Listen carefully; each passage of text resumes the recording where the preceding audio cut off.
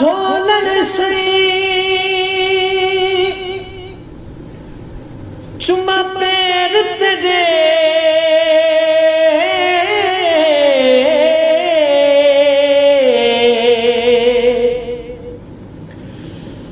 लब खुलवे सा जड़ा तू आसी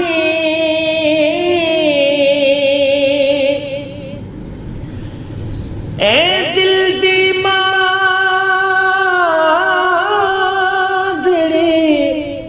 कोठड़ी दे गुदर खुलवे सा जड़ा तू आसी जेड़ी गुजरी रात में उजड़ी दी ओ दुख बुलवे सा जदा तू आसी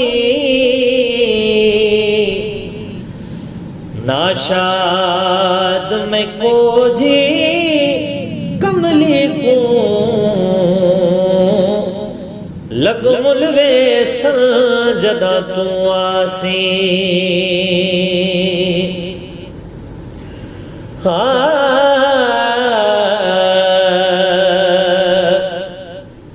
एका खबर देखा मुझो यार कदे दो एका खबर देखा मुझो यार कदे दो वरी मुझे अंगण मुझो मन ठार कदे दो वरी मुझे अंगण मुझो मन ठार कदे दो है दस का तड़ने केड़ी महबूब मिठे वरदी थी जी जुदाई में ही जान वने गरदी ओ दस का तद नहीं कगड़ी महबूब मिठे वरदी थे जे जुदाई में ही जान वने गरदी है लही दिल ते गम जो प्यो आगुबार खुदा जाने दस मुझे अंगण मुझो मन ठार कदई दो लही दिल ते गम जो प्यो आगुबार कदई दो दिस मुझे अंगण मुझो मन ठार कदई दो है का गाल गरिया जो चो बन थो चोरी महबूब जी आमद जो अहवाल न थोरी महबूब जी आमद जो अहवाल न थोरी है काका न खबर आंदई कुर्बदार कदे दो दस मुझे अंगण मुझो मन ठार कदई दो है काग अल्लाह लग लग दे वरी ॿियो भेरो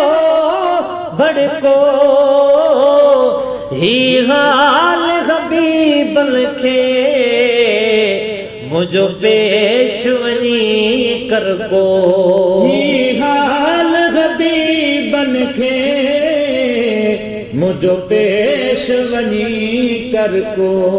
चइजास खादिमवा